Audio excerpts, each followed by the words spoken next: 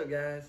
I'm Brother Zach. This is Brother Noah. This is the men's first ever podcast. We are kicking it off here with just us today. We're going to start trying to make this a big deal. We're going to post it on the men's Facebook page, YouTube, Spotify. We're going to get everything we can, and we're going to try to give you as much content as we can. We're going to have guests come on throughout the podcast. We'll have guys in the church, other ministers that we can find. And we're just going to talk about kind of day-to-day topics that men deal with and try and go through and have emotional times with and things of that nature. Noah, introduce yourself a little bit. My name is Noah Underwood. I am actually one of the hyphen leaders here at Collierville First Pentecostal Church. We, if you're apostolic, you probably know what hyphen means, but it's the group right above youth, the adults that are, they're just now hitting adults, going into the real world, having to deal with real world problems. And then it's me and my wife dealing with those children. That's right. And that age group, we all know, they can talk back. They sure can. Noah deals with plenty. Yeah, I was just out of the age group. I'm just out of that age group. Technically, I'm still in that age group, but I have an issue with that, so... So we're going to kick off our very first podcast. We're going to start talking about offerings. Everybody has an opinion about it, so we kind of wanted to dive into what the scripture says, read a couple stories that relate to this, and just give our overall view on it. And we'd love for y'all to comment back, talk about it, comment stuff that y'all actually do want to hear. Hopefully you want to hear this, but comment things that you would like to hear in the future as well. Noah, go ahead and just tell me your general idea on offering tithes. What do you think is a good way for a man, a good Christian man, to uphold and live and act, and why you do tithes in general? Well, tithing is the mandatory amount that you have to give God, because I'm going to go ahead and actually read this verse in Leviticus 27. It says, "And all the tithe of the land, whether of the seed of the land or of the fruit of the tree, is the Lord's. It is holy unto the Lord. And if a man will at all redeem aught to his tithes, he shall add thereto the fifth part thereof. And concerning the tithe of the herd or of the flock, even of whatsoever passeth under the rod, the tenth shall be holy unto the Lord." So, to me, that's saying that it says that everything is God's, and what God gives you, God is giving you. He's giving you sustenance or whatever it is that He's giving you. In our day and age, it's money, because that's what makes the world go round. So you are mandatory to give God that tenth back, because He's blessing you with all of this. So you give Him what is due to Him. You want me to go ahead and talk about offerings as well, or just stick with tithes? Keep talking, man. Keep talking. In my opinion on offerings is, I think that offerings should also be mandatory. I think that if tithing, in my opinion, tithing is, you're not going to get blessed based off of your tithes. You're going to get blessed based off of your offering. Tithing is whatever, that is the first fruits. That is what you are supposed to give God, no matter what. Offering is everything on top of that. So if you want God to bless your life, if you want God to bless your family, your job, whatever it is, what you give to God in your offerings, He's going to bless you based off of that.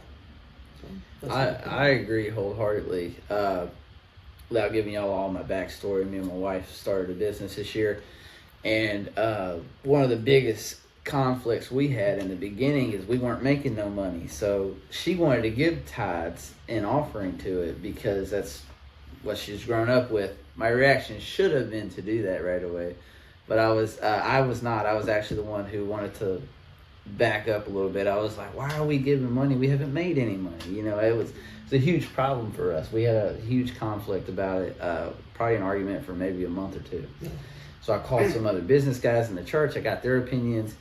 And then, lo and behold, what ended up happening is I just learned that didn't work for us. What I had to do is I call it seed offerings.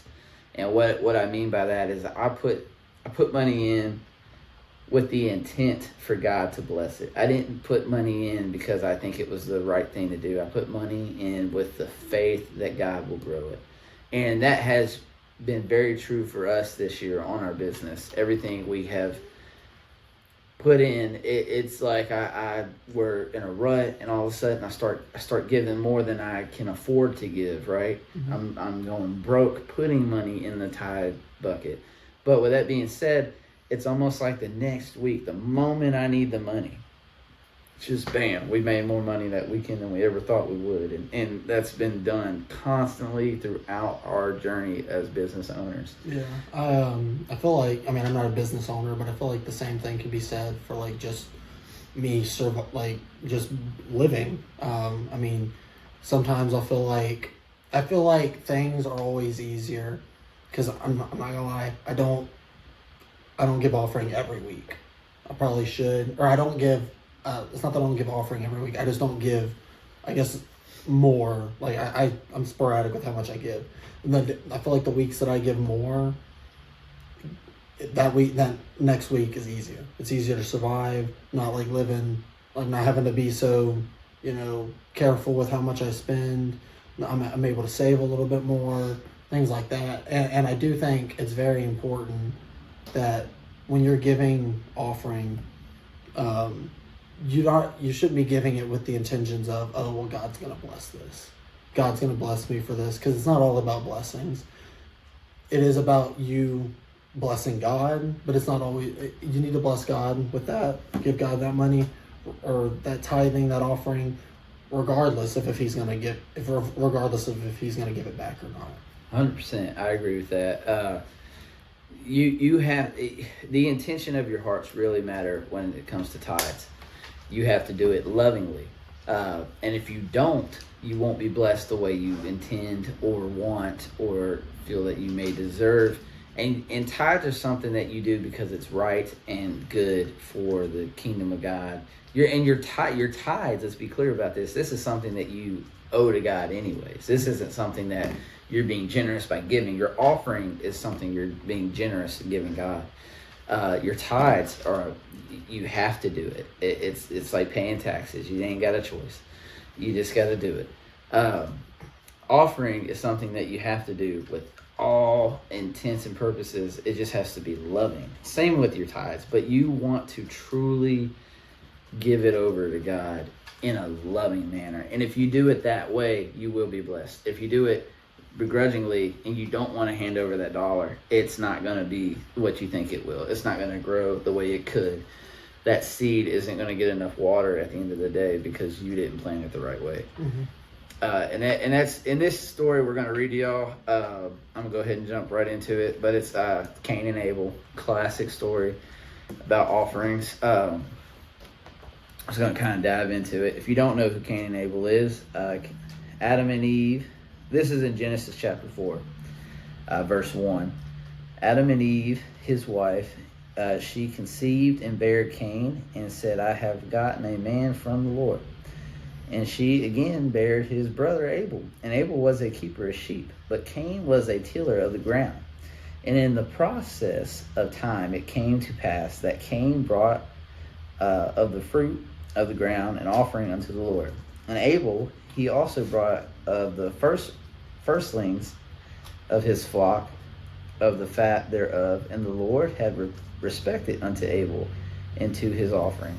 But unto Cain and to his offering he had not respect. And Cain was very wroth, which means angry, and his countenance fell. And the Lord said unto Cain, Why art thou wroth? And why is thou countenance fallen? If thou doest well, shalt thou not be accepted. And if thou doest not well, sin lieth at the door. And unto these shall be his desire, and thou shalt rule over him. And Cain talked with Abel his brother. And it came to pass, when they were in the field, that Cain rose up against Abel his brother, and slew him. The Lord said unto Cain, Where is Abel thy brother? And he said, I know not. Am I my brother's keeper? And he said, What hast thou done? The voice of the brother's blood crieth unto me from the ground.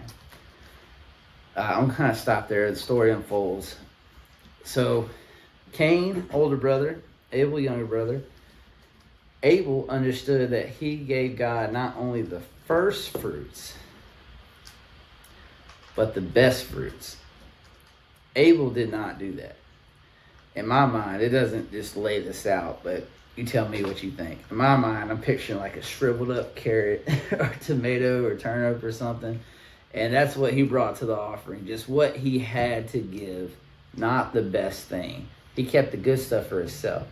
While Abel had the prettiest sheep, the prettiest cow, the prettiest heifer, whatever you want to imagine that he gave God, but it was the best of the best. And that's why God accepted that offering, because it was the best. It was not given begrudgingly. It was not given because it was easy. It was given because it was the best. And that's what he wanted to do. He wanted to show his love to God, and he wanted to give him everything he could.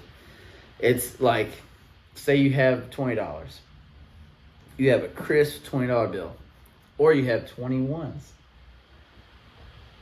The $20 bill is nicer to you, it has more value to you than the ones, but it's the same amount. Mm-hmm. But I give the tithes of $20 in ones, I don't see nothing happen. Yeah. I give you a crisp, brand new $20 bill. He buys my dinner the next day. That's a hint. Yeah. And it's the same thing with God. You have to give the intent of love and first fruit. First fruits matter. If you give, my pastor says this all the time, if you give God his first, he will have more to bless. Yeah. I always, actually, I think it's Brother Hunt that said it, or it may have been his pastor, but if you think about it like this, if you have 10 coins and you give God the first coin, he'll bless the other coins. But if you give God the last coin, there's nothing else left to bless. Right. So, and to go back to what you were saying about my opinion on, Cain and Abel's offerings, I do think that it was, like you said, because Cain, he gave, like I always think of it like a shriveled up tomato. Yeah. Like a shriveled up tomato, it's probably doesn't look that good, maybe a little green still, it's not ripe, or it's rotten, or whatever the case. And he maybe have even had good intentions with it. Like he was thinking, I'm going to save the good stuff for my family. So, we'll be able to eat with the good stuff. Whereas Abel was like, I'm going to give the good stuff to God, and he'll provide for my family. He'll provide the rest. Because I'm assuming that Cain and Abel were probably, they were working, probably providing sustenance for, their family, for Adam and Eve and themselves. So I always think of it like Abel, even he put God before his family. Cain probably did not, and that's something that's hard to do. But when it comes to offerings, you got to think about, what does God want? Now, I'm not saying like you should always, go give all your paycheck all the time, because that's ignorant. That's dumb. You're gonna struggle. God doesn't want you to do that. He wants you to be smart with your money. But if you're in a place where, you feel like there's nothing else you can do other than that, go for it. And I'm willing, and God will bless it. But you got to do it with the right attitude. You can't do it with, like I said earlier, you can't do it with the mindset of, oh, God's going to bless this. Or you can't do it with the mindset of, man, I wish I didn't have to do this. Or, man, this stinks having to do this. No, you do it with the right attitude of, I'm doing this because it's to God. Because God is, he's always provided for me before, and that's not going to change. He's still going to provide for me. I've had very, very similar situations. Just real quick, just to finish out the story of Cain and Abel. I read to you that he told God no, but Cain slew Abel. God cursed him, and his whole gift was tilling the land, growing crops. God made it where he can't do that anymore. He took that away from him. and Cain was saying that it was more than he can bear, blah, blah, blah. He killed his own brother out of anger and jealousy because he wanted God to show love and favoritism the same way. But all he had to do was show love and affection towards God in a deeper way, and it would have fixed it right away. And it's just crazy to me. Mm-hmm. And people today have that issue. But I got a couple more topics we want to talk about. Our father-in-law, we're married to sisters, and our father-in-law, he's a crazy man. He was having some financial problems. They were, young and dumb with their money, and he didn't know what else to do. And he gave his entire check, more than one. He did this more than once. He gave he got the check on Friday. Sunday came around. He was feeling it. He was praying. He was dancing. He was like, "Oh my God!" He gave the whole check to the church.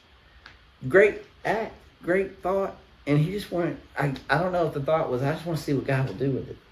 Yeah. And he'll tell you he struggled that he didn't know how to get gas, go back to work Monday. He felt like the dumbest guy in the world when he did it. Mm-hmm. But a lot of times that's the problem. People give this money, do a burnt offering, they do these things and they expect an immediate reaction. And they don't wait for God to work, for the chain reaction to really develop, to see what comes out of this. Yeah. And everybody's not patient. I mean, I'm the pot calling the kettle black. I'm not a patient man either. No, that's hard being patient. But with that being said, I also have learned through trials to wait and let God's plan develop. Yeah. And it's served me very well. My wife, she recently took off work. She wasn't working for a couple months, and it was just my check. We weren't used to it. So I didn't know what to do other than pray. I was like, okay, God, we need to make this money stretch like we never have before. We didn't miss a single bill. Everything worked out. She just went back to work, and somehow my money is now not enough. And what I see that as is I stopped praying as bad because I didn't need it. Right. And I've learned that I have to continue those roots. Otherwise, God's not going to stretch that dollar as far as it was. It was just amazing how things worked out. I did not go without, and I had less. And now I have more, and I don't feel like it. And I can imagine that almost everybody listening can relate to that. And I just want to encourage you, the way to fix that is through prayer and staying committed and humbled when God is involved, and you have to allow him to work in your life. Don't wait for he doesn't have to tell you how you're going to pay the utility bill. What you have to do is you have to pray when it's time to pay and you have no other choice. God is going to take care of it if you're doing what you need to do. Mm-hmm.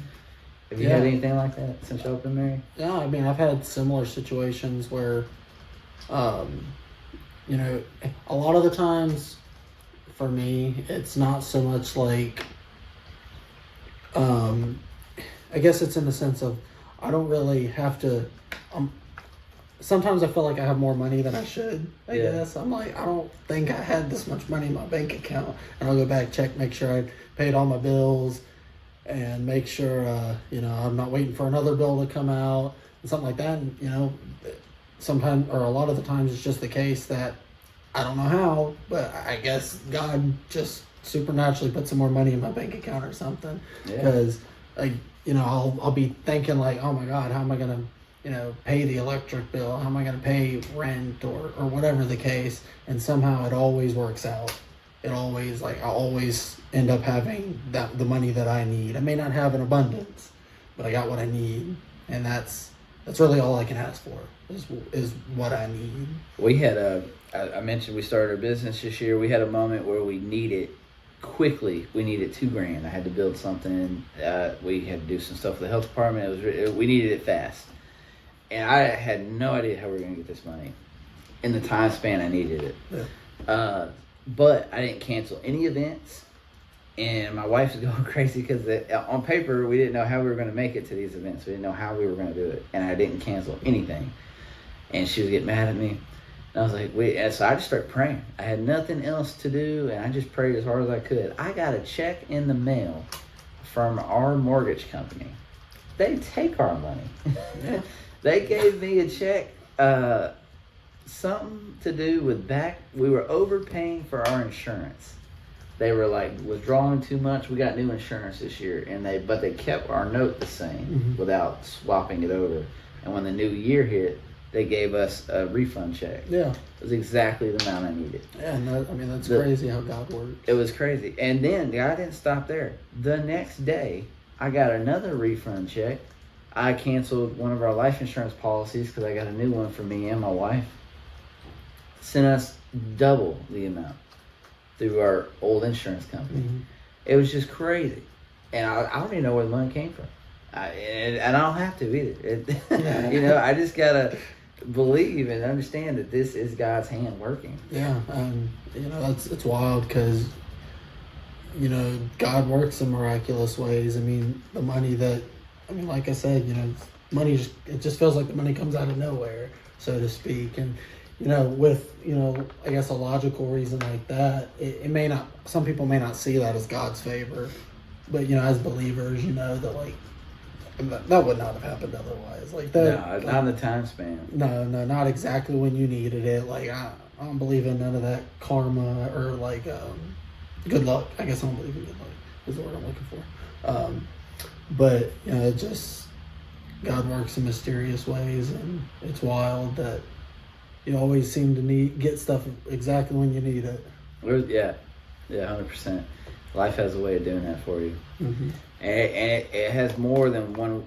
It goes more than just offering. This trickles down into everything. Because if you can get bases like this covered, it will affect every other aspect of your belief, your walk with God, and how you handle situations. And that's why we wanted to start off with offerings, because as men, you are the provider of your household. If you're not, you need to work on that. But anyways, men are the provider of the household. So I wanted to jump off with offering because it's a touchy subject. A lot of people don't like it. A lot of people have mixed feelings about it. A lot of people don't do it right. Let's talk about this. We'll step on some toes here, but I think Pastor Hunt will be okay with it. A lot of churches, I always had this growing up. We had people that would say, it doesn't matter if you just hand the pastor the money. They would say it doesn't matter where that money goes, as long as once you give it with that intent to give to the church, to give to God, the money goes where it goes. It's not your problem after that. What do you have to say about people who misuse church funds, people who use it for their own personal gain when it's dedicated for God? The short and harsh answer is I think those people are in danger of hellfire. Yeah, I would agree. Yeah, because I mean, especially if you're, you know, these people are giving this money to you and trusting it to you. Not only are you lying to them, but you are stealing from God. You're stealing from them. You're stealing from God, and you're using that for your own personal gain. And I know that stealing's a sin, and stealing from God is just that much worse. So, I mean, that's the short answer. But if I was one of those people that was doing that, I do agree, in my opinion, I do agree that I think that those people will still be blessed because they're giving it to God. What the pastor does with that money, that's not their fault. They can't, but God knows the intent of their heart. So I think that, like, if I give, and Brother Hunt would never do this. Well, I'm not. I want to be clear. I do not mean our pastor. I'm just saying in general, there are small churches that do this. And if you're watching, I do think if you know the funds are being used incorrectly, you are just as guilty as the man doing it, in my opinion. Yeah, if you know, you should say something, or find some way to get that sorted out if you're able to. I don't really know what you could do, but no, I don't like I was saying, Pastor Hunt doesn't do this, but if I give my money to Pastor Hunt and he goes and puts that in his pocket and goes and buys lunch with it, or goes and buys, I mean, I ain't giving him enough money to where he can go buy a car, but if he goes and buys a car or whatever. But I don't know that he's doing that, and I know that my intents were that I'm giving this to God. then I would say that I'm in the right in that sense, because even though ignorance is still, you can still get in trouble for ignorance, I guess, but I think that it does, intent of the heart does really matter right there.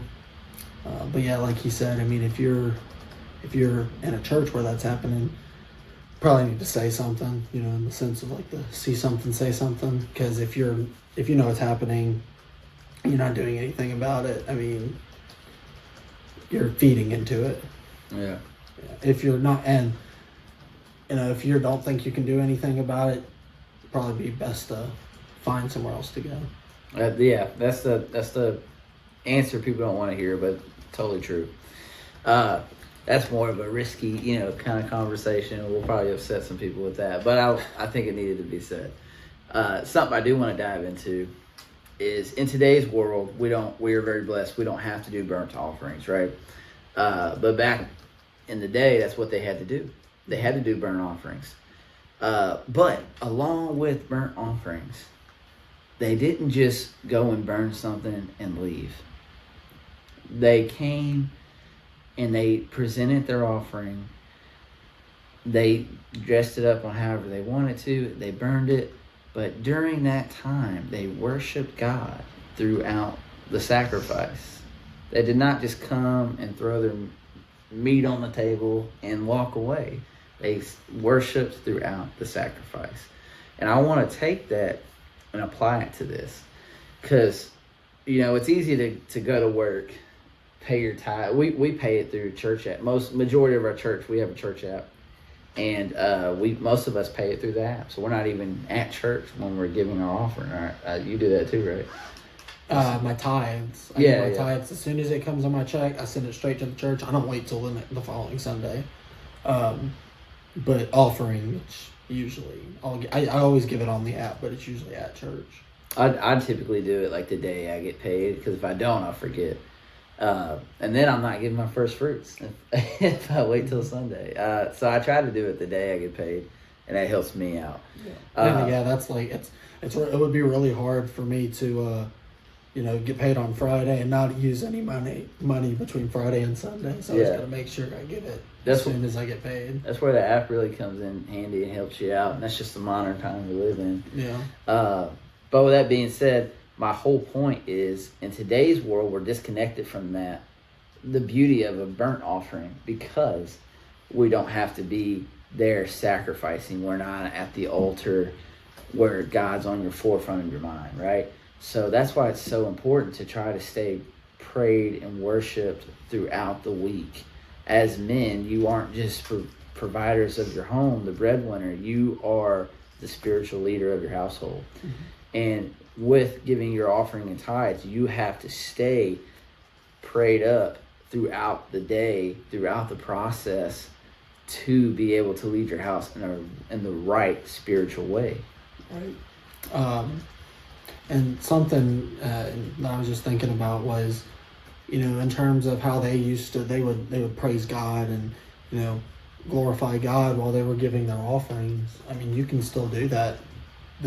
Now, I mean, now nobody's gonna, I doubt many people are gonna sit there and, click pay on the tithing app and, start jumping around praising God and everything. Yeah. I mean, if you want to, go for it. That won't be, I mean, that'd be a good idea, probably. I mean, I don't see anything wrong with it. But, when you're giving your offering, just thank God for, being able to give it. Thank God for Him providing the funds to be able to do it. Because, I mean, thank God for everything He's done for you. Thank God for, being able to sacrifice and give that to Him. Because, things could be awful. Things could be a lot worse. You could be, struggling a lot more than you are. You could, it's always better than the alternative, I guess. Because, the alternative is, you could be 6 feet under. And so there's always something to thank God for. So, when you're giving that offering, thank God. And when you're in church at the altar, I mean, that itself is giving an offering. you're offering God your praise and your worship. So, give it to God when you're at church. Give it to God. Talking about the offering, give it to God when you're at church through your praise and worship. And then there's also like the monetary, like, money, give that offering to God. And, God, like I said earlier, don't do it with the intent of wanting a blessing, but God will bless it if you do it with the right spirit and with the right attitude. And same thing with your your worship. I mean, that offering as well, God will bless you for that. Yeah. They something else too we can talk about is when Noah here has a beautiful daughter. What's your intentions when Lexi comes and starts talking to you about money, or just what should I set aside? What's a way you're going to teach her about tithes in the future? What's what have you thought about that? What's a way we can teach our kids nowadays about giving offerings and tithes and showing love to God in that way, without them seeing it as nothing but a pain or a hard time because they got to split their money up now? Well, I think something important to do is, give them like your testimony about like when it's been hard to give for you, but you still gave, and then things worked out. Like for instance, like you were saying with the, you getting the money back from the real estate or the mortgage company or whatever it was. That's a testimony you can give your kids. And they may not understand it right then, but you can kind of, try to explain it to them in a way they will understand, depending on how old they are. I do believe that they'll look back on that. My dad told me stories about, I guess he could see like, hey, my son's about to go through this. So he would tell me stuff he did when he was a kid and how it impacted him. And today as a grown man, like that stuck with me. Yeah. Like I'm not gonna do this thing because he shared the story with me and it was terrible and I didn't like it. And because my father had that experience, I will never have it. Well, with my family, as long as I've been born, my dad has always given his 10%. And I'm not going to say things haven't been hard. Things have been hard, but we've always made it out. Yeah. We've always, and I wholeheartedly believe that, like, some people will sit there and, think that, you get a flat tire or whatever is because you're not, if you're not paying your tithes, then that may be the reason. But if you're paying your tithes, you get a flat tire or something like that. I genuinely believe if you have the money to fix, you're going to have the money to fix that. And you're going to think that I just got this $50 extra or this $100 extra, and now I got to go fix this tire. I think it's that God gave you that $100 extra because he knew that was about to happen. Yeah. He saw the tread on that tires before you did and realized something bad's about to happen. So, and things like that have happened in my family, and I've seen that. I've seen God's favor in those situations. And I will say that, like, in the moment, it didn't seem that way. In the moment, it did seem like, oh man, we had this extra money, and now it's gone. Yeah, you're like, oh man. Yeah, whereas like now thinking back on it, I'm like, that really was God's favor. We had that $100 extra, but it was to pay for that tire, because if we didn't have that $100 extra, we wouldn't have been able to pay for that tire. So I've seen too, if you don't give to God joyfully, you skip out on what you owe to him, it will be taken from you. Especially people in the church, because you know better. You have that accountability. We're talking about flat tire. You owe God, $200 and tithes. That flat tire can cost you $400 or $500, mm-hmm. and rightfully so, because you're not giving what you should. So he puts you in that situation, and it's going to cross your mind at one point or another. I should have gave that in tithes. I should have paid my tithes. This wouldn't have happened. That's going to cross your mind. God's going to let you know when he's at work. You have to listen. And that's where people get the disconnect, is they're not listening. Yeah. And it's as simple as that. It's a tough pill to swallow. Nobody wants to, but that is the world we live in. You have to own up and have accountability. And that's where that's something you got to try to teach your kids too. My wife said I'm crazy. I saw this video, and I really, really think it's a good idea. She told me I'm an idiot, but we'll see what happens. I think it would be cool to teach your kids about tithes.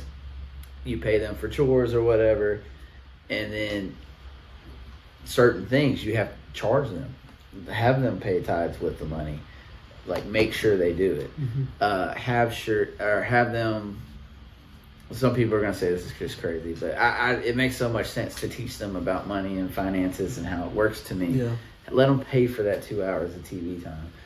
Stuff like that. Like, if you want to watch TV, it costs $2. Here you go, son. $1 an hour. $1 an hour, yeah. She hated on me for the idea, but I thought it made so much sense. I'm going to end up making my kids pay for watch TV. I think it's a good idea. They're like, Dad, why do you get to watch TV for free? Like, I'm paying for the TV. That's right. And the services. It's not free for me. Well, hey, they give their $1. I gotta walk away. Yeah.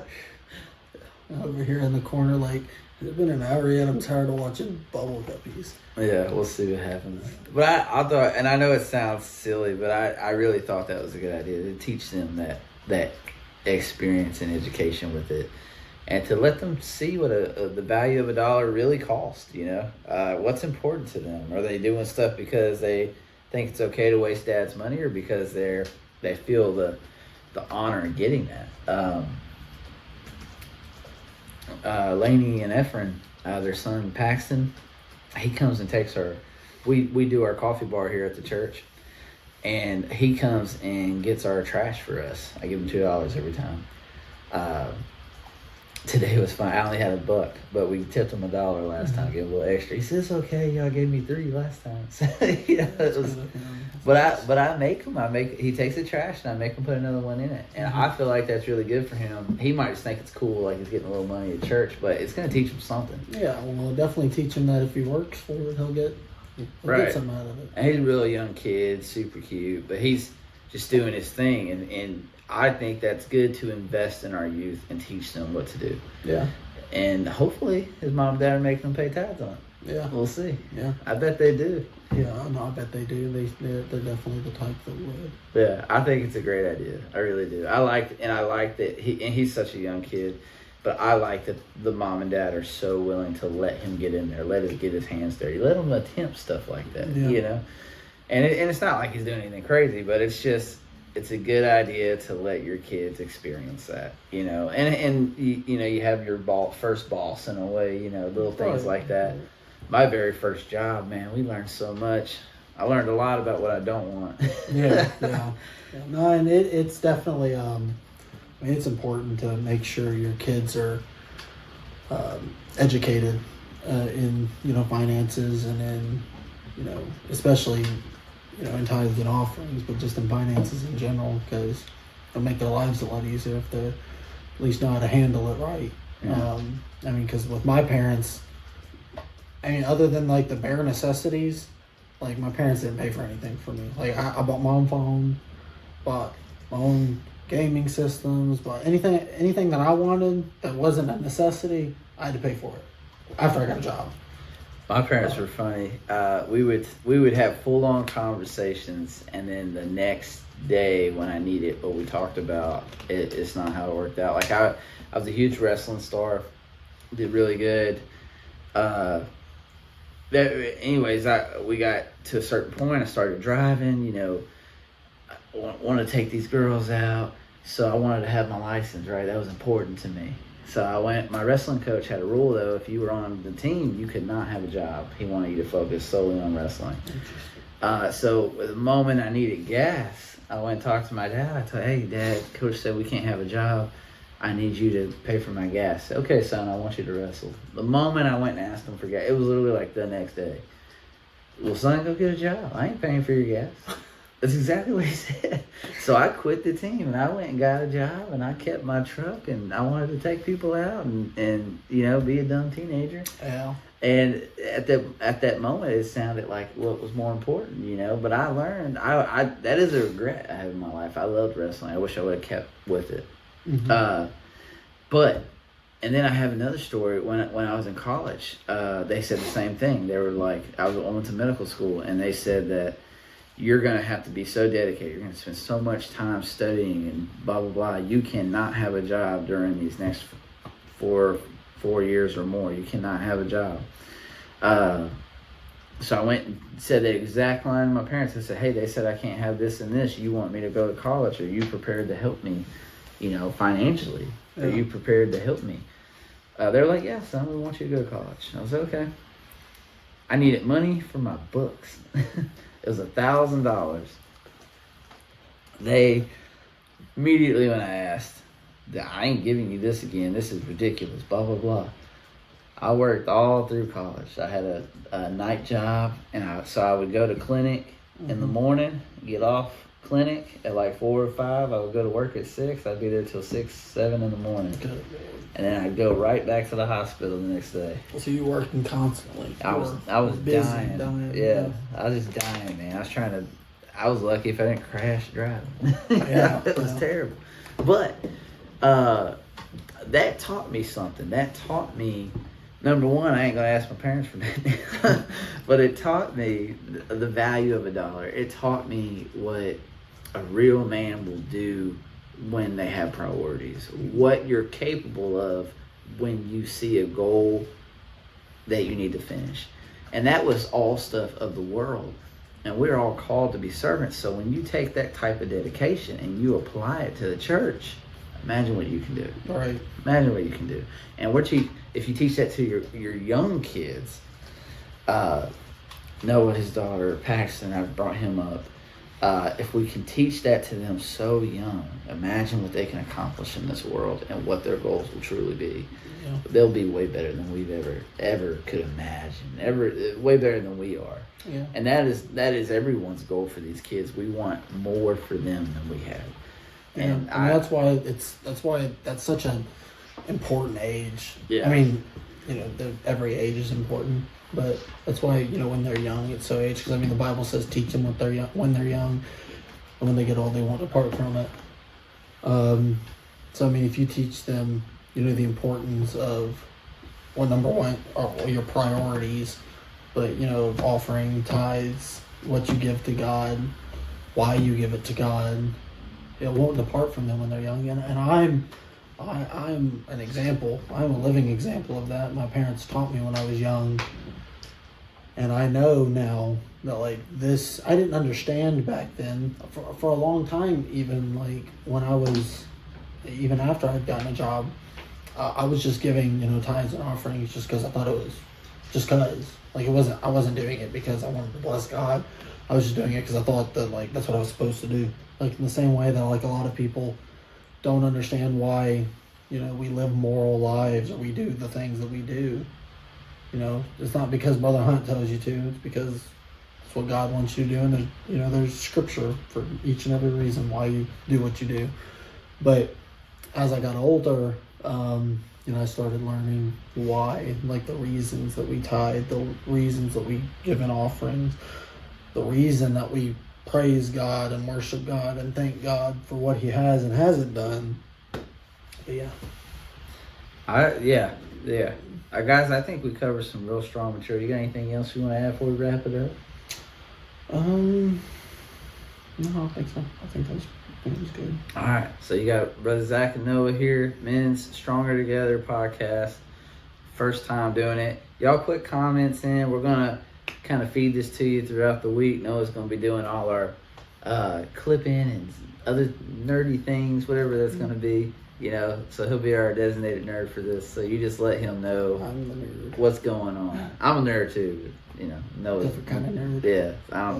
What kind of nerd am I?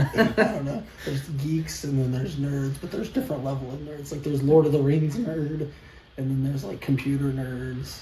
I'm both. You're both. I'll be Lord of the Rings nerd. How about that? I'm definitely not a computer nerd. Yeah. This is podcast material right here. All right. We're gonna do a fist bump. Yeah. Since it's stronger. Wait, what did we end up calling her? We'll just call it Stronger Together, I guess. I guess that makes sense. That works. Because we represent the men. We are stronger together. All right. Bye, guys.